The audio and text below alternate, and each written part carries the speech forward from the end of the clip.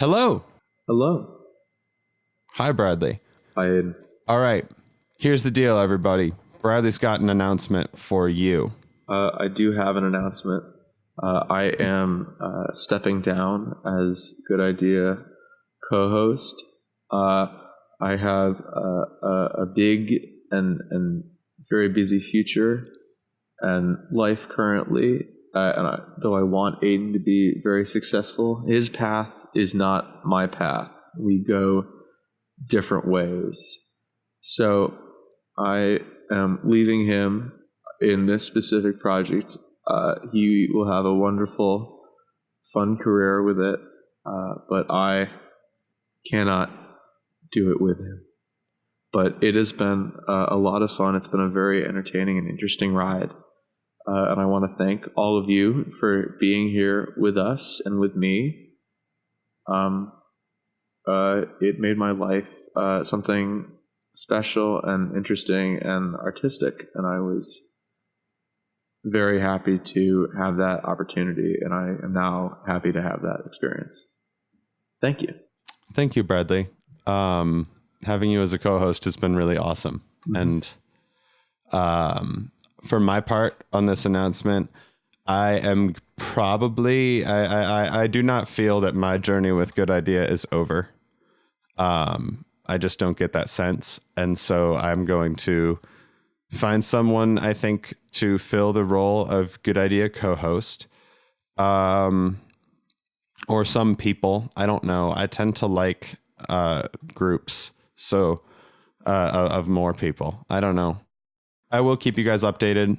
We may have another episode with me and Bradley. I'm not sure.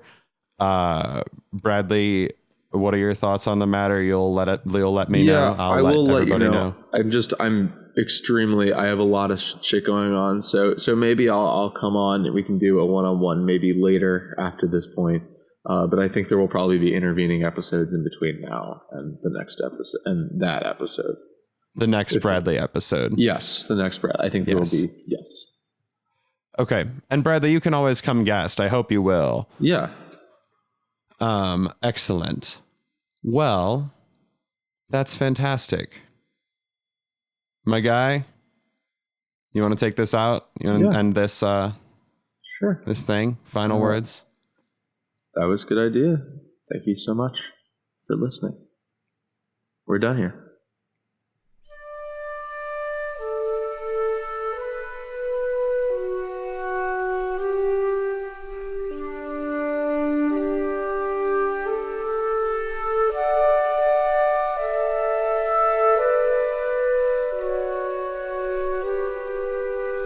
I would like to open today with a dialectic. I was like, I want to do a monologues intro. And then I'm like, what if we do a dialogues intro? And I'm like, that's just what a podcast is. So I would like to open today with a dialectic. And I would like to intro the dialectic. Feel free. That means I participate? Yes. Okay. You will participate. I would like to start this dialectic. Sure. So we can use dialogue to get closer to the truth. Dialogue and dissemination.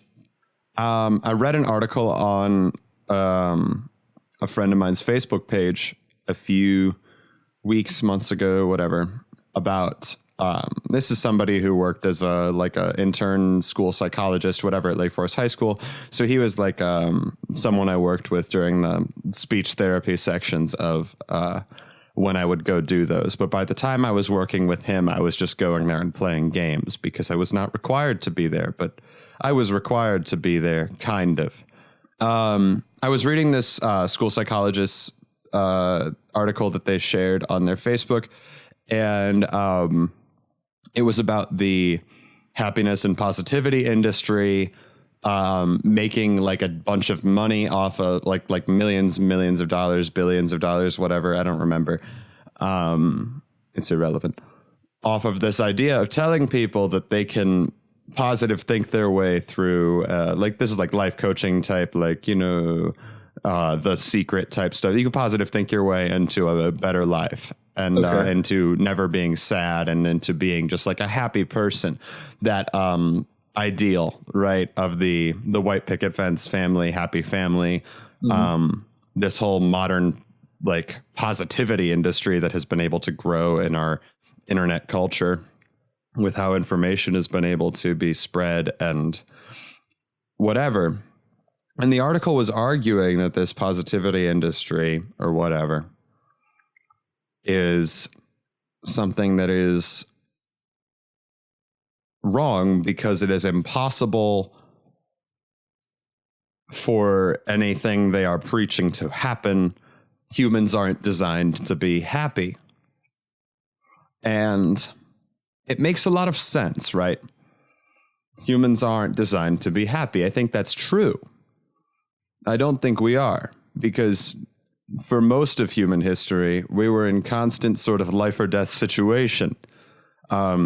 Being depressed made things easier. Being anxious made things safer. Humans are not designed to be happy. They're designed to survive. But the dialogue I would like to start with you today is about how I did not like that article, because at first I agreed with it, and I don't think it's insane. That's not what I'm saying. I just want to talk about this because, you know, that's our job as talkers and philosophers. Humans are not designed to be happy, but they are designed to overcome themselves. That is my thesis. And what does overcome themselves mean? It means our brains are adaptive. The reason humans have survived and gotten to where they are is because they're really good at figuring out how to do things that their brains didn't initially do and their bodies didn't initially do. I'm saying this article makes a good point, but it's wrong. The article's saying the positivity industry is hopeless and that people are wasting their money on it and that it's robbing people. And I simply do not agree. I'm not supporting the positivity industry either. I don't know enough about the workings of it, whatever. I'm just pointing out that I don't know that this article was thought all the way through. Just because humans aren't designed to be happy doesn't mean that they can't become that. Because that's all we've ever done, is learn to overcome ourselves, our own limitations. That's at like every story, ever, basically. Yes, overcoming things that we thought were our limitations. People are happiest when they get to, overcome obstacle. People don't like lives where they don't overcome obstacle. Look at the movie Wall-E. Is a commentary on that. I'm sorry. I would like to hear your thoughts on this now. I just wanted to make sure that I was clear about what I was trying to say. I don't know anything about the quote-unquote happiness industry. I wasn't aware there was an industry that made fake happiness, but I think that's very interesting, also really weird. And in terms of sort of the nature of human happiness, I think, I don't know, I think people have probably been happy for a pretty long time. Even if you were starving and alone in a cave, there were things that made you happy, like finding food and being with people and enjoying yourself. Yes. Otherwise, we would not have survived at all because everyone would have killed themselves. Yes. Yeah. So I don't think the statement that human beings are not designed to be happy is true. I mean, let's switch that one. I don't think the statement that human beings are designed to not be happy is true. I think maybe there is a valid complaint with the so-called happiness industry, and I think that it's maybe just that you can't become happy from reading a lot of books about how to be more happy. That would be my general thing. I think you have to find it yourself. You can't read a book that says go find some friends and you're like, oh, of course, it was so simple this whole time. I just needed to go make some friends. No, certainly. But I don't think that's the happiness industry it's talking about. What is the happiness industry? Are we talking about drugs? The happiness industry, I mean, no, the books thing is right, but I don't think it's go find some friends. I don't think that's what those books are saying. I think those books talk about things like self-fulfilling prophecy and things like power posing to, I mean, I don't know that that's happiness industry, but like stuff like that, tricking your brain into changing how you think about the world. The idea that if you have a positive outlook, that it's the Croya, everything will work out. It's that. That's like such the epitome of the happiness industry. Like it won't all work out. No, it won't. You will not be happy all the time. The article's not arguing to your point, that humans were never happy. So you're right. That's not what the article's saying, though. They're just saying that people are happy sometimes, but they're not designed to be generally happy like people. They're not designed to generally, most of the time, be just like having a good time and enjoying life. People were so much more miserable for so long. I mean, but also here, think about this, Aiden. Okay. You put in that situation, you would probably be fucking miserable. But I think it's all relative. I think that person, when they had good days in that situation, like let's say like I don't know, like Mesoamerica or something, where like everyone's living in like Cahokia and occasionally you sacrifice women, and like ordinarily you'd be like, oh my God, that's awful, that's horrible, I can't live in that scenario. But it was just normal for them. I bet their highs of happiness are exactly the same as your highs of happiness are now. And their lows are pretty similar. Probably worse if they have to sacrifice their wife. I agree with you. I'm not disagreeing with you. That's what the article's saying. What I'm saying is the point of the positivity industry is it's a bunch of people saying, hey, we're trying to figure this out because for the have you met Ray Werner? No, I don't know who that is. You don't know who Ray Werner is? Well, you and I had an outdoor education teacher in high school. Mm-hmm. And his name was Ray Werner. Mm-hmm. And I think it still is. Oh, heck yeah. Yeah. No, congrats. He's held on to that domain for a while. That's good. It's a good domain. I've talked to him about stuff like this because I definitely, especially senior year, I was going through a lot of needing to reevaluate my happiness situation. And the happiness industry, and tell me if this makes sense, because I keep trying to explain it and I think I keep avoiding trying to actually explain it. It's just people saying, it's the people who are creating the ad campaigns that convince Americans that they can be happy most of the time in general. Bradley, would you argue that when you look around most people's highs, just because those are about as high as you think the ones back in Mesoamerica would have been or whatever, I don't think they're any higher or lower or different. The happiness industry is the industry trying to convince people that they can be higher. It's the industry that looks at people who are particularly happy more often than most people and says, why can't we all have this? What are these people doing differently? And the article saying, humans are designed to be depressed. This industry is hopeless and it's robbing people of money and time. Is that more clear? That is more clear. Okay, thank you. It took me a while to get my thoughts together. I think with speech, around the third time you attempt to iterate it, that's when you finally get it. I had a linguistic teacher who told me, like, with speech, you just take stabs at things and then sort of work your way towards it, which I think is true. Yeah, that seems right. Comedy rule of threes. Yep. It's not funny the first two times. You get it on the third one. You know, you make a joke that isn't funny, and if you repeat it twice, people laugh. They admire the commitment. Heck yeah. Anyway, yeah, I brought up Ray Werner as an example of a person who generally seems happier than most people are, and how I talked to him a lot and learned that, like, he has his dark times too, you know, like everyone does. Yes. But, like, I guess the problem with the happiness industry is it had me convinced that he didn't. Yeah, that's fair. Okay. Yeah, I get that. And I think the happiness industry's the pro of the happiness industry is that it has me convinced that there is a life where I could not have the dark times as much. And I have found that that has been true.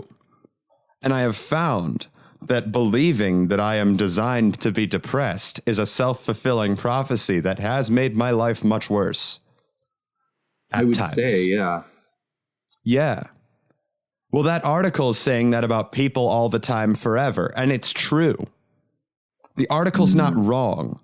That was part of the reason I had to dip from psychology, is I was just getting more and more depressed and not better from learning about it.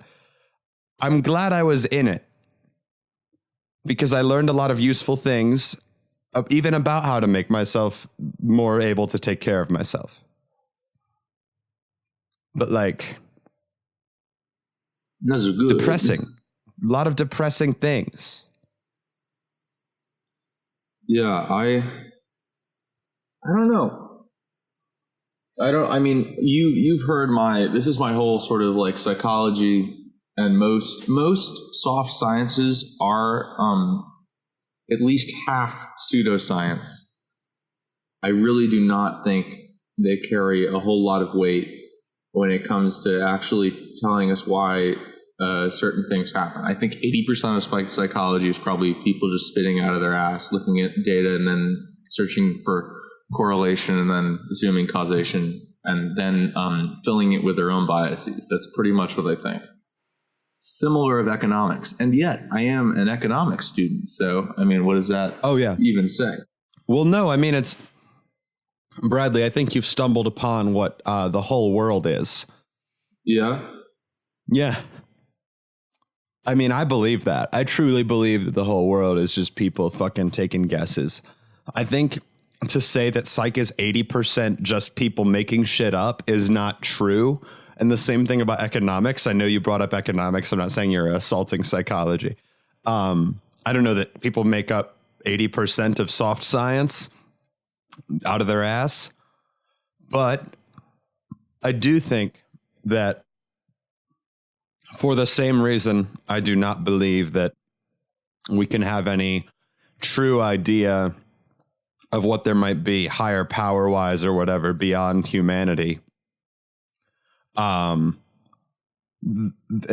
is the great mystery, isn't it? Right? Like, oh, how wonderful. But because it is the great the mystery that does exist, just kind of like psychology and kind of like economics, there are economics that happen, and there is psychology that happen, and there is a universe that happened that started somehow because of something or not. And that's the great mystery. And maybe there was nothing that made it start, but from there, what made it exists? I mean, and because it does exist. Bullshit. Huh? I mean, I just think psych is bullshit. I don't know how the universe got created. I don't think psych is bullshit at all. I do think that everything is a little bit bullshit because humans can't get close enough to the true nature of reality to even agree on what happened in a football game, let alone what happened throughout all of human history, let alone the fucking meaning of life or how, the human brain works or if we have a soul or what a soul is. We can't comprehend these things. Do you have a soul, Aiden? I don't know, but I don't think it matters. I think I have two parts of me. And I think it is my brain convincing me that I have two parts of me that are separate, because even if it's not my brain, it's part of me and it's part of the physical world. If it connects with the physical world, then it's part of the physical world. It's part of the whole same fucking thing. It's all one system. Actually? What did you read? This, not to delay us any further from the actual intro, it's fine. But I read the other day that the human brain is actually two brains. Like how there's like the right and the left half, but only one of them can speak. So there's like a whole other person living in there who just can't speak, which I think is pretty cool. I mean, I don't know if it's literally a whole other person there. It's probably like just half of the brain doesn't control the mouth. But also, like, I don't know. I just think it's neat. It is neat. I haven't heard about the mouth thing, but that's kind of like where I stumbled into all of this like sort of soul stuff and like being willing to even acknowledge that maybe there's two parts of my brain. I mean, I was always willing to acknowledge the part that like, yeah, sure, I can't say there's definitively nothing beyond humanity. Of course not. But to say that there's anything beyond humanity is to assume that it's part of human reality and our physical world and our physics, because it interacts with us in our world and has impacts and thus is measurable in some way. However, not really, because humans can't fucking measure anything in a truly accurate way. Not really. We can't ever get all the way there. This is Platonic world of forms shit. It's like so old. It's nothing new. And then the brain thing, Comedy Sex God, that book that I keep recommending to everyone forever by Pete Holmes, talks about soul consciousness. And this, there's a philosopher, guru man named Ram Dass who preaches sort of rebirth type philosophies, human connection beyond the physical, where we're all sort of out of the same consciousness and whatever. I'm becoming very into it. And the fact that I brought all of this up is actually because I found myself just made incredibly happy walking out of the sports center when I got my water. And I looked at just like this group of people, this group of women at my school who were sitting and playing with some dogs, and just it's Saturday morning. It's a sunny day.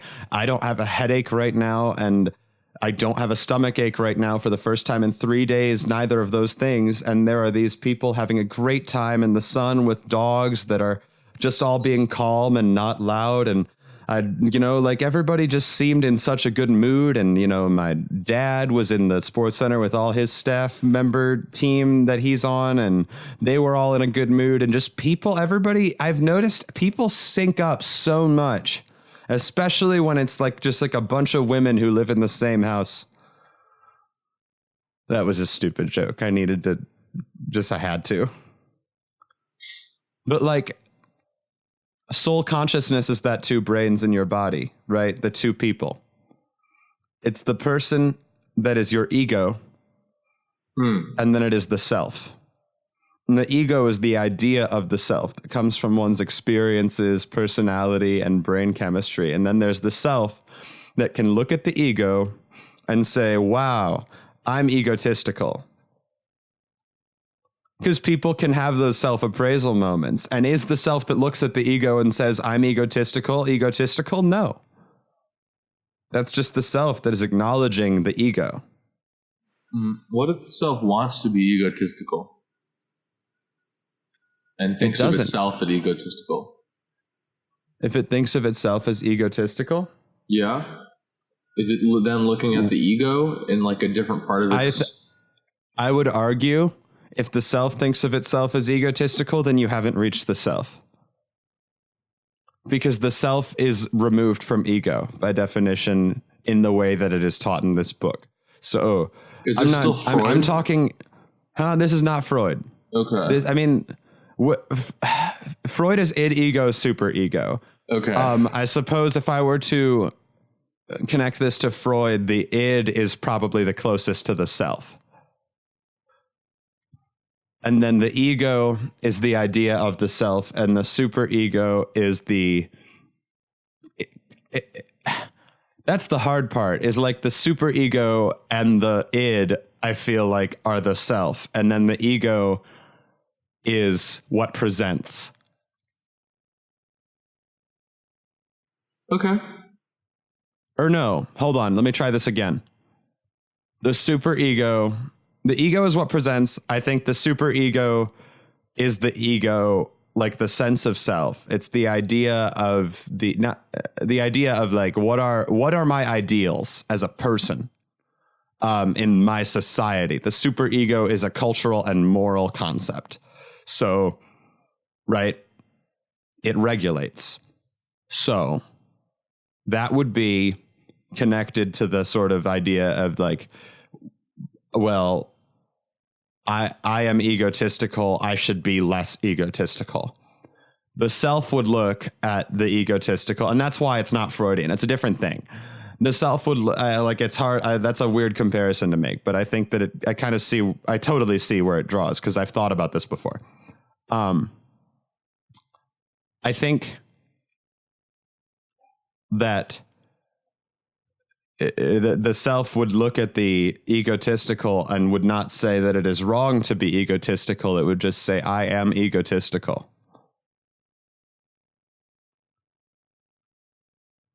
That's if you truly can feel what the self is thinking, right? If you truly, that's the idea. If the self is showing true self-love, if you're truly connecting to the part of you that is supposedly the part of you that would be the soul, that would connect back to the universal consciousness as soon as you were to remove from your body to cease. Although it is still hypothetically connected during the whole time. And that whole idea of like being, oh, wow, we're on the same wavelength. Oh, wow, I feel so connected to the universe right now. It's the me that looks at the depressed me and says, wow, I can't live with myself. Wow, he's so depressed. Well, who's the I that can't live with myself? And this is not where I'm at now. You know, and I've never been at a point where I was like legitimately suicidal. And I feel grateful for that because I know a lot of people who have been. But like, I have had the me look at myself that has said, I can't live with this me anymore, you know, like, and that's when you make growth and change. Like, I'm not happy because I feel that I am not showing the love that I have in me in the way that I want to. And when I started becoming more connected to that idea of the, okay, well, what actually makes me happy? What do I actually like doing? Removed from the ego, removed from what I think I should like doing, removed from what I think I can and can't do, removed from any of that. What do I genuinely enjoy doing? And the answer is always, I like being around people and sharing things with those people, outward and in an intake way where I learn from them and receive from them, and just connect. And that is why I fell so hard into improv, I think, is like, that was, I think, for me when I was like, I cannot be this me anymore. I need to be doing something else. Oh, theater. Yes.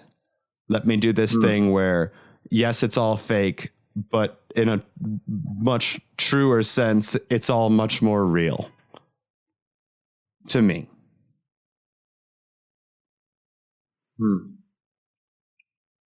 And it doesn't matter really whether it is more real or it isn't, because quite frankly, I only get to be here one time. And I like it, and I don't give two fucking shits if anyone agrees with me that it's more real or it isn't, or thinks that it isn't. It doesn't matter. I'm here. That's how I feel. I have the right to live that. There's no reason for me to want to live any other way, and I would never expect another person to live the way that I live. Okay. I'm just trying to be the self. And I've found that removing myself from the ego through improv and through constantly taking on different characters and through being willing to speak honestly about things like this without guard and sharing myself with others and what I truly think about things. And fuck it if they don't like it, you know? Like, I'm done.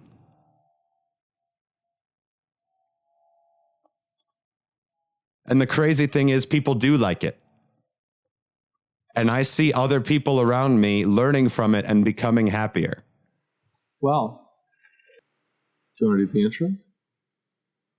That was a good idea.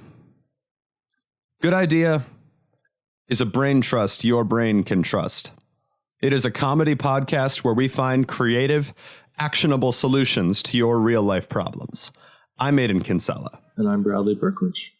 And this is Good Idea. Bradley, thank you for taking the time to listen to that and to prompt me with questions and thoughts, and for sharing your own thoughts in the process. Yeah, no problem. Hell yeah. Yeah. Can I give you a prompt? Sure, feel free. Keegan has said a number of questions to us. What are some words that you should use only once in certain environments that you can say without sounding creepy? Only once in certain environments that you can say without being creepy.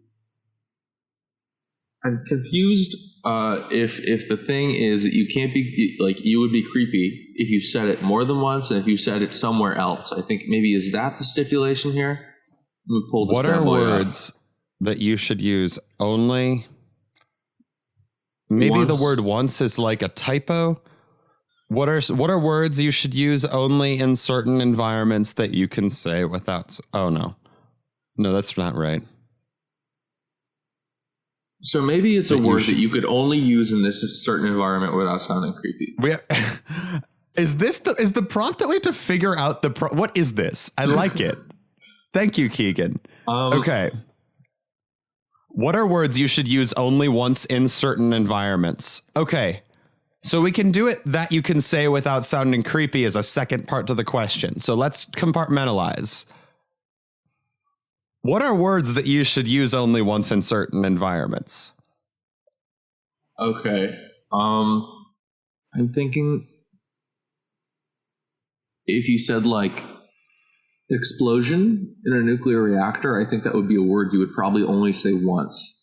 Yeah, I was in a nuclear reactor. I think any word after that would probably be something like I would argue that would not sound creepy either. It would just be a sort of warning. It would freak me out. Or if you said it again, that would be creepy because, I mean, you'd be alive, right? Ghost. That would be very creepy. Yeah, I would much rather you were dead at that point. I would not want to be creeped out. Some Dr. Manhattan ass coming back, telling me there was an explosion. Go back. Go find your rubber band. Get the fuck back in there. Hey, you're powered up. Get in there. Remember the Chernobyl Amazon show? When Zarya from Overwatch showed up and she was like, you're powered up. Get in there. That was not Zarya who does that power. Wait, who does the you're powered up? Is that Anna? I don't know. I don't know. I totally fucked this up. So you should only use the word explosion once in the environment of a nuclear reactor to avoid sounding creepy. So I agree. I think this prompt is probably what word can you only use in a specific situation without sounding creepy? And it's like, it's once is there because there's only one situation within which we can use it. Okay, so you're saying there are certain words that are creepy all the time. Except for some time. Like, let me think. I'm trying to think of something like maybe like the word axe murderer is still creepy, even if there's an axe murderer there. So that doesn't really work. That's the only situation I could think of where, you'd use that word and it'd be like 100% applicable. But it's still freaky. It's still scaring me out. I mean, what if you're at Axe Anonymous, AA? Okay.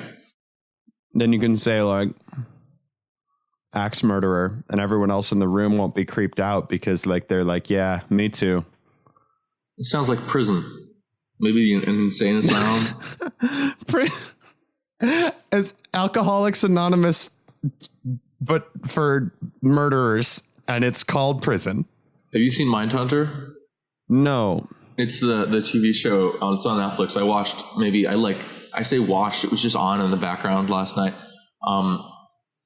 Where like these guys go around to prisons and they like interview serial killers like to understand them. It's like takes place in the 1970s at like the forefront sort of I've heard of this. psychological analysis. So it's pretty cool. And I'm thinking maybe the detective just sits all the axe murderers down and goes, hey, so you guys want to talk? What was up with that? Why an axe? Why murder? There are many things you could do with an axe, many things you could murder people with that aren't one. Well, let's discuss you this. know, it was this one situation, and I felt like the axe and the murder came together perfectly for this one moment. Like, normally I would never use the two things together, but like, there was this one really specific situation I was in where I had the axe and I had the idea of murder, and I was like, these should go together here. That wouldn't be creepy. Okay, that works. What situation the fuck is that? Where that makes sense. Maybe where it isn't a murder. Where I mean, it's a murder in self-defense, right? Yeah. So someone's coming at you with like a chainsaw, and you grab an axe. And it's like, that's not creepy, you know. That's heroic. It's not creepy to grab an axe if someone is running at you at a chainsaw with a chainsaw,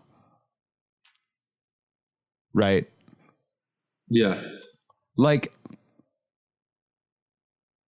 I'm trying to think of an analogy for like dating, like a dating analogy. I actually got one. Oh, okay. Betrothed. Okay, Yeah. I was actually thinking wedding related things earlier. Yeah. So okay. I think. Wait, that's can we finish the axe one really quick? Oh yeah, sure. I had a button for it. I'm trying to remember what it was. Totally lost it. Oh, right. It was my dating analogy. It's like, it would be creepy to like grab a condom and like just like look at somebody in any situation pretty much, unless they were like charging at you naked, which is kind of like the charging at you with the chainsaw of the axe situation. Sure. And that's the only situation in which it's appropriate to grab a condom and look at somebody. It's just like the axe thing. Now tell me about betrothed. I think betrothed is very creepy because it's sort of like has a sort of medieval feudalist association. A sort of like not tying, a sort of lack of agency. Yeah, basically like, oh, I'm betrothed to this person. Who did that? It was my parents. They betrothed me. And it's only okay in like someone's speech at a wedding. And it's like, yo, my brother just got betrothed to this totally awesome girl and I'm so happy. And he's like standing on the table and he's kind of a little tipsy, but so betrothed is okay. I think that's only okay in like a wedding speech. Yeah, only if your brother just got betrothed to a totally awesome girl and you're a little tipsy. If you whipped out betrothed in like, I don't know, you and your friends are at the pub and you're out and you're like, yo, I just got betrothed to Angela. They'd be like, what the fuck does that mean? Does that mean you kidnapped her from Saudi Arabia and made her your child bride? And you'd be like, no, it means wed. It means wed. And they're like, oh, use a different word because that one's creepy as fuck. Yeah. Heck yeah. Yeah. All right. Thank you, Keegan. Oh boy. I'm like real nasally today. I'm sorry about that. Yeah. I'm like half asleep. I have my retainer in, so it's not a great day for diction. Oh, fun. There's too many rubber bands in my mouth. For diction. Not here. Okay. So we're out of prompts. Are we totally that aren't from Keegan? So we're going to do Keegan prompts. And then if you're listening to this, please send us some prompts. We really like them. Ideas include, you can give us questions that you need us to sort of find solutions to your real life problems, to your fake problems that you can concoct and send to us that some people do. I think most of these seem real to me. But I think some of them might be jokes. We'll talk about our social medias later. Anyway, Bradley. Yo. Help. I brought a knife to a gunfight. What do I do? If you bring a knife to a gunfight, I think you're already fucked. You're going to get Indiana Jones. There's nothing you can do about it. Although maybe you could try to use your knife to take the guy's gun. Though that seems also like a bad idea. Are you suggesting I sort of like do an instep move to get inside the arm reach of the man holding out the gun and like disarm them? I don't know. Because guns work not very well at close range. The problem is this is a gunfight. You have not brought a gun to a knife fight. So the other thing I would think is usually like maybe like run away. But this is, again, this is a gun, and their primary tactic is being not right next to someone and also injuring them. So if you run away... It's a good tactic. So let's set the stage. If you brought a knife to the gunfight, the classic scene is Indiana Jones, Raiders of the Lost Ark, guy with a big knife, Indiana Jones with a gun. You're in like some Arabic Egyptian market. You're a guy with the turban. Your opponent is Indiana Jones, and you're there. And there's like a bunch of wicker baskets or barrels or shit around. So, are they full of explosives? Wait, do I think? Better question. I have a knife, right? Do I think they're full of explosives? No. Okay. You definitely do not. But for this scenario, they could be. Well, I don't know. So I'm saying my character in this situation. I have to make this character decision for myself. Sure. I see wicker basket, think explosives for sure. Yes. Okay. Like see tracks, think train. Okay. Do people see tracks, think train? I mean, that's what Metra tells you to do. Oh, okay. Okay. I take the train a lot. I see tracks, think cool Instagram photo. Oh, yeah. Oh, wait. Guys. Hold on. Stop the prompt. Okay. Have I got an idea for Metra? Metra tracks. recently had a large capital infusion that has prevented them from needing to hike fares. They were in a hot spot for a little while. They had to get some new train announcement systems too, and that costed money. Whatever. Anyway, I was talking to a conductor the other day. This is a very interesting conversation. The follow-up to that conversation was an article that I saw about how they had a capital infusion. So I was happy for them. Anyway, because they get me from place to place, and I'm grateful for that. I think Metra can get more money, because I don't really know what a capital infusion is. I don't know if that means they have to like fucking pay it back, or they lost like shareholds, or I don't know how it works. To like they gave shareholds away for more money. I don't know how it works. It doesn't matter. Because I think they need to remove the C-Tracks think train thing. They need to stop all the trains for 1 hour a day in the evening and 1 in the morning. And it will be during golden hours when people like to take selfies. Okay, they I will like that. Charge admission for the use of their tracks that will cost the same price as a train ticket. Maybe even more. Definitely more. Definitely more, yeah, for sure, because you'd have to be shutting down the whole trains. But then they would also need to pay a large amount of influencers, definitely small targeted audience influencers, people with powerful influence over less than thousands and thousands of followers, because that's where sort of micro influencers are becoming the big thing in advertising. Now, Metra needs to get these influencers to change all their signs from C-Tracks Think Train to C-Tracks Think Cool Instagram Photo. Okay. And Bradley, tell me more about how you would handle this guerrilla marketing campaign. Is that the right word? Sure. I mean, I feel like you'd have a lot of depth, but I think also you get a lot of really, really cool people taking photos. I mean, what do you say? Get a couple of Instagram Chicagoans to go out there and just stand on the tracks. I think once in a while we send a train. Just to surprise them. Hold on. I think it's cooler. Hold on. Way. No, hold on. Yeah, what's up?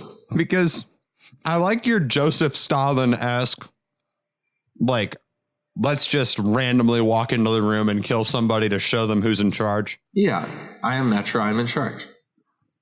Mm-hmm. Yeah. And then people can just like sign a contract before they go on the train. But If you die, it's not our fault. It's not our fault. But also, we did it. Yeah, but the train, but in our defense, like, we didn't know you were on the tracks. Mm-hmm. Yeah, we didn't know. We open it for golden hour. I think there's 2 golden hours a day. We do not run trains during golden hour. I don't think we randomly send trains during golden hour. I think maybe the handcart trains. Maybe those, yeah, but then you like, unless you're one of those obnoxious couples on Instagram that like to take pictures of themselves making out on the, like, out the train window, hanging over a cliff, you're probably fine with those, but they will be instructed to run you over if you don't move. That's just basic like maintenance. Make sure to keep the tracks clear so people have space to get like clear photos of the skyline behind them. Don't want too many people on the tracks at the same time. Yes. So I'm thinking though, don't run trains during the golden hours. That's when we hiked the prices. Mm-hmm. During all the other hours, we do also charge people to take photos on the tracks. Just not as much. Okay. $8. Sign this contract. Only $8 to sign this contract. 10 more to take the picture. Oh, man. We'll give you 50% off on your first one if you tag Metra C Tracks Think Instagram Selfie. Think cool Instagram selfie in your comments. No, I don't think the hashtag's too long. I think someone should get Oop! A bird just flew right into my window. Well, you know, C Bradley think window. Jesus, ow. Fuck, little dude. That looked like it hurt. But also, I think there should be some action shots on Metra's Instagram. Hold on. Of like, no, I need you to explain. I don't know, actually. Wait, well, what do you mean? Well, you're saying action shots. I don't know, like, do you mean they're just like taking pictures of people taking selfies? Or do you mean that they're like, they have photographers hired during the non-golden hours of the day to like do photo shoots of any deaths that happen with high-speed shutter cameras? I think both. I think people would be more interested in Metra. I mean, definitely, and I've heard all press is good press. Yeah, so I think it's pretty clear at this point. Action shots are the way to go. I mean, because high shutter speed camera. Okay, picture this. Yes. Woman. Yes. Hot. Bleach blonde hair. Hot. Sort of like bleach blonde hair. Stupid. Idiot. Well, not just I just don't picture hot like the thing you can like see the roots, but whatever. Like sort of like I don't know what women wear nowadays, like normal women. I'm attending college. Everyone's like rocking Doc Martens and have dyed hair. I think it's like this weird subsection. I think it's sweatpants, sweatshirt all the time, or just like it's really, this has been my experience. I've noticed that like everyone kind of goes from like, oh my God, check out my cute fit, like to later that day they're like in sweatpants and a sweatshirt and their hair is all over the place, or tied back in a tight bun or whatever. And then tomorrow morning they're in like a dress and high heels because they just want to look cute for today. Like, okay, but like actually I'm kind of low-key shouting out a specific person for always wearing really nice outfits, but then everybody else that I like, that's what the specific high-class morning outfit is a specific shout out, because like she always do got the cute fit. Like I don't think I see her like walking around in sweatpants a lot. Just a picture of her getting hit by a train. Yeah, just like that. Yeah, and then that goes on Metra's Instagram. And they go, come to our golden hour selfie. It's even better if you actually get a picture, because then you can like, we'll give you the shirt. This is, I took a picture on the tracks at the Metra and I lived. And then they give the shirt. I took a picture of the tracks in the Metra, and my son or daughter did not live to the grieving parents. I think that's cool. What if we get, instead of a bunch of long ass trains that run every one big that train. Wouldn't even be a golden hour picture. They wouldn't run a train during golden hour. Or unless it's like, this is a professional trainer on a closed course, do not attempt golden hour situation where like that woman signed up to be hit by that train. I think Metra should just have one long train that operates all the time. I think no stops, not multiple trains, one big fucking train connected all the way to Chicago to Kenosha. Okay. I don't hate that. Those are the only two places I need to go. I also really like the idea that I would have to jump onto a moving train to get to either of them. No, it wouldn't be moving. Oh, yeah. No, that's a good idea. I like that. No, that's so good. That's even easier. No, that's perfect. No, but then I'm on the train. I'll be there right away. Yeah. Oh, the train's here. Be there. I'm just getting on the train now. It's already there. The train's already in Kenosha. I'll be there in a second. Yeah. And then you're just there. And you get off the train, you're like, wow, Kenosha. Wow, Kenosha. How crazy. Yeah.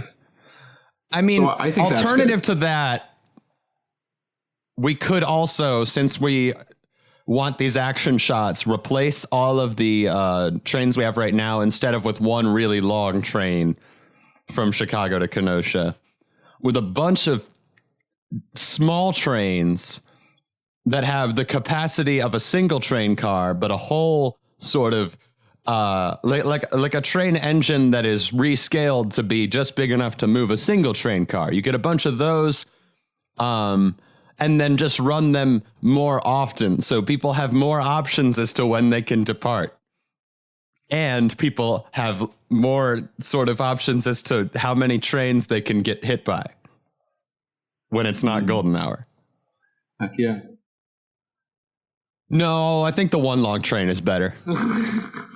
Yeah, we'll have to scrap the whole C-Tracks think cool Instagram selfie, but this is much more efficient. I think maybe it might be funny if, like the loop in Chicago, I think that if that was just a constant, like, because that is a loop. If you just had one big train and that was running at like 800 times speed constantly. Set train to 800x speed. Oh, man, And you just had to jump on. Do you ever listen to trains at 2x speed? Yeah. No, I mean, I just don't have time to listen to the whole episode if I listen to it on one. So I'll hit the button so it's going at 2 times. It probably sounds like just a really high pitched whir at 800 times speed. I'm also sort of picturing the L sort of flying off the tracks and smashing into like the University Club building that's just at 900 miles an hour. They need more excitement over there. I feel like they have a sort of routine going on at the University Club. Bring a speaker in, have a lunch. They need a train. Bring a train in. Ruin lunch. Ruin lunch. Oh no. My eggs Benedict. Oh, they ruined the eggs Benedict. Hey, there are many improvements we can make to the city of Chicago. So many. One would be ending this episode. Sure. Do it. City of Chicago, we are very happy to have improved your life. Please contact us. Our Facebook is Good Idea Podcast. Our Twitter, Tumblr, and Instagram are all at Good Idea Cast. And our Gmail is goodideapodcast@gmail.com. You can send us prompts, advertising offers, anything you wish. You can contact us at any of these points. Thank you so much for listening. We are so very glad you spent your time to listen. Thank you so much. If you want to listen to more, iTunes, Stitcher, Google Play, Overcast, Libsyn. If it has podcasts, it has Good Idea. They're very easy to get. Aiden, what was your favorite idea? We're on Spotify. Why is Spotify not on this list? We're on Spotify too, folks. Aiden, I don't know. This is a problem. Favorite idea of the episode. Hey, My favorite idea of the episode is, did you already tell them to share it? Hey, share our show. You should share it with your friends. It helps us a lot. Subscribe, rate, review. Thank you so much. My favorite idea of the episode, I thoroughly enjoyed our conversation at the beginning, but Bradley saying C-Trek's cool Instagram selfie, that sort of that bit that we did there, I think brought me much joy. Yeah, I'm really liking the big train ops we got going on. Oh fuck, I forgot. That bit was so good. It was like so many bits. Yeah. It was really very good. It was very, very much in the spirit of everything I think Good Idea was going to be when we first started talking about it. Well, it was good. It was good. Yeah. How about you, Bradley? Big train ops has to be. It's Definitely. Gotta be it. All right, Aiden. Big train time. Of the week. My pick of the week. Ooh. All right, here we go. Okay. My pick of the week is going to be... Okay, Monday night, my friends, not just one, my friends Andrew and Jeff, and some of their friends are doing a killer awesome live stream called Hecate Halls or Hecate Halls, but they're calling it Hecate because it sounds better with the name, where they play like, I think it's college professors or something like that with sort of magical powers and whatnot. And it is a fucking blast. And Andrew is my DM for the Friday night D&D live stream I'm on now. And he's an amazing dungeon master. And Jeff is a wonderful storyteller and actor and podcaster and friend. And everyone else on the show is also very good, but I do not know them as well. And thus don't know how to give them great personal plugs. And I would not want them to seem disingenuous. So check out Hecate Halls from 8 to 10 PST PM on Monday nights, or watch their archived streams. How about you, Bradley? My pick of the week is the band Snail Mail, and specifically their song Slug. That's very funny. Which starts with, "Oh, garden slug, what would you give to live like one of us?" I think it's very... I'm just a snail without a shell. I like it a lot. In a snail with shells world. Their other good songs are Pristine and Heatwave. They have a lot of good songs. Their Tiny Desk performance is very good. If you watch Tiny Desk, that's an NPR thing that you can go and it's musicians that go and perform basically an office behind what is really, I think, an average or possibly large desk, but they call it Tiny Desk. And it's really good. If I were a snail. But it's a very good band. All right. Hey, wait, really quick. Yeah? I want to plug Sinister Parent Company. Okay, sure. Follow. I'll put that under our housekeeping so it becomes more streamlined. Follow us at Sin Parent Co. There's no underscores. I forgot. A lot of my podcasting friends put underscores on their Twitter names. I do everything I can to avoid putting them in mine. Underscores. I don't like them. Anyway. Yeah, I like to overscore everything. Underscores are boring, not big enough, not cool enough, not high enough. But actually, hell yeah, check out at Sin Parent Co. if you want to see there's like a Twitter list of all the podcasts and people on our network that we got going on. If you're interested in any of that. And also check out the show Straight Off the Top of My Headlines. I want to plug it because I'm a full-time co-host there now. And I really, really love podcasting with AJ and everything we do on that show. Bradley, thank you so much. Can you close out the episode? Will do. That was a good idea. Or would you rather wait in the shade just the same as every day? Thank you so much. We're done here.